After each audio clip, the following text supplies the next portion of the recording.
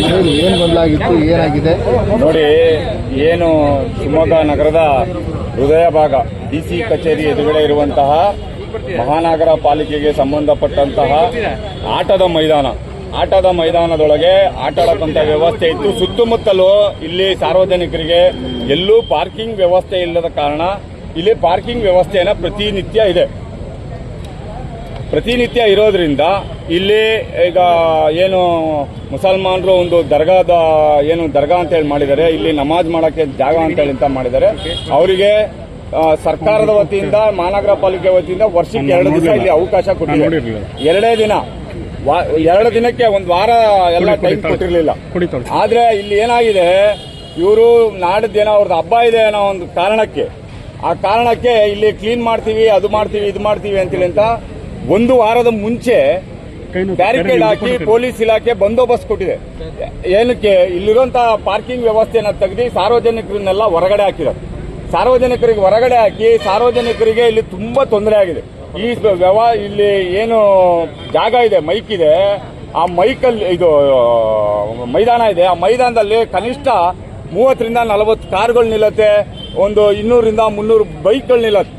ಆದ್ರೆ ಈ ಮೈದಾನ ಬಿಟ್ಟು ಹೊರಗಡೆ ಅಂದಾಗ ಅವ್ರಿಗೆ ಇಲ್ಲೆಲ್ಲೂ ಅವಕಾಶ ಇಲ್ಲ ಅಂದಾಗ ಸಾರ್ವಜನಿಕ ಕ್ಷೇತ್ರದಲ್ಲಿ ಯಾವುದೇ ವಹಿವಾಟುಗಳು ನಡೆಯಲ್ಲ, ಯಾವುದೇ ರೀತಿಯ ಚಟುವಟಿಕೆಗಳು ನಡೆಯಲ್ಲ. ಹಾಗಾಗಿ ನಾವು ಪೊಲೀಸ್ ಇಲಾಖೆಗೆ ಆಗ್ರಹ ಮಾಡಿದ್ವಿ, ಯಾವುದೇ ಕಾರಣಕ್ಕೂ ನೀವು ಅವ್ರು ಏನೇ ಮಾಡ್ಕೊಂಡ್ಲಿ ಅದಕ್ಕೆ ನಾವೇನು ಹೇಳಿಲ್ಲ, ಆದ್ರೆ ಸಾರ್ವಜನಿಕರಿಗೆ ತೊಂದರೆ ಕೊಡಬೇಡ್ರಿ.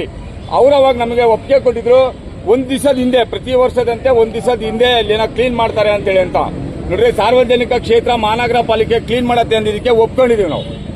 ಮಹಾನಗರ ಪಾಲಿಕೆ ಜಾಗ ಕ್ಲೀನ್ ಮಾಡತ್ತೆ ಮಹಾನಗರ ಪಾಲಿಕೆ.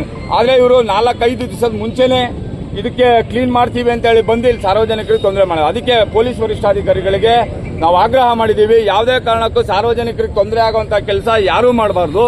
ಹಾಗಾಗಿ ತಕ್ಷಣ ಏನ್ ಬ್ಯಾರಿಕೇಡ್ ಹಾಕಿದ್ದೀರಾ ಇದನ್ನ ತೆರವು ಮಾಡಬೇಕು ಅಂತ.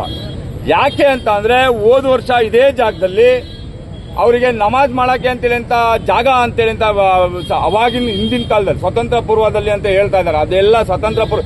ಈ ಜಾಗದ ಓನರ್ ಇದ್ದಾರೆ, ಈ ಜಾಗದ ಆಟದ ಮೈದಾನಕ್ಕೆ ದಾನವಾಗಿ ಕೊಟ್ಟಂತವ್ರು ಇದ್ದಾರೆ. ನಮ್ಮ ಬೇಡಿಕೆ ಇವಾಗ ಹೋದ ವರ್ಷ ಏನ್ ಅಹಿತಕರ ಘಟನೆ ಆಯ್ತು, ರೈಲ್ವೆ ಕಂಬಿಗಳನ್ನೆಲ್ಲ ತಂದು ಹಾಕಿ ಇದು ಜಾಗ ನಮ್ದು ಅಂದ್ರು. ಆ ಅತಿಕ್ರಮಣ ಪ್ರವೇಶ ಆಗತ್ತೆ ಅನ್ನೋ ಒಂದೇ ಕಾರಣಕ್ಕೆ ನಾವು ಇಲ್ಲಿ ಅವರಿಗೆ ಅವಕಾಶ ಕೊಡಬೇಡ್ರಿ. ಒಂದೇ ಕಾರಣ, ಇದು ಕೋರ್ಟಲ್ಲಿದೆ ಜಾಗ, ಕೋರ್ಟಲ್ಲಿ ಇರೋದ್ರಿಂದ ಇನ್ನು ಕೋರ್ಟಲ್ಲಿ ಇತ್ಯರ್ಥ ಆಗಿಲ್ಲದವರೆಗೂ ಅದು ಯಾವ ರೀತಿ ಇರುತ್ತೆ, ಪ್ರತಿನಿತ್ಯ ಯಾವ ರೀತಿ ಇರುತ್ತೆ ಅದೇ ರೀತಿ ಇರಬೇಕು ಅಂತೇಳಿ ಅಂತ ವಿಶ್ವ ಹಿಂದೂ ಪರಿಷತ್ ಬಜರಂಗ ದಳದ ನೇರವಾದ ಆಗ್ರಹ. ಹಾಗಾಗಿ ಇಲ್ಲಿ ಯಾವುದೇ ಕಾರಣಕ್ಕೂ ಸಾರ್ವಜನಿಕರಿಗೆ ತೊಂದರೆ ಮಾಡಿ ಬ್ಯಾರಿಕೇಡ್ ಹಾಕಿರೋದನ್ನ ಈಗ ತಕ್ಷಣ ತೆರವು ಮಾಡಬೇಕು ಅಂತೇಳಿ ಅಂತ ನಾವು ಆಗ್ರಹ ಮಾಡಿದ್ವಿ ಪೊಲೀಸ್ ಇಲಾಖೆ. ಅವರು ಮಾಡ್ತೀವಿ ಅಂತಾನೂ ಹೇಳಿದ್ದಾರೆ. ಅವ್ರ ಮುಂದೆ ಏನ್ ಕ್ರಮ ತಗೊಂತಾರೆ ಅನ್ನೋದನ್ನು ಯೋಚನೆ ಮಾಡಿ ಇದಕ್ಕೆ ಯಾವ ರೀತಿ ಹೋರಾಟ ಮಾಡಬೇಕು ಅಂತೇಳಿ ಅಂತ ಯೋಚನೆ ಮಾಡ್ತೀವಿ. ರಾಜೇಶ್ ಗೌಡ, ಬಜರಂಗ ದಳ, ಶಿವಮೊಗ್ಗ ವಿಭಾಗ ಸಮಿತಿ.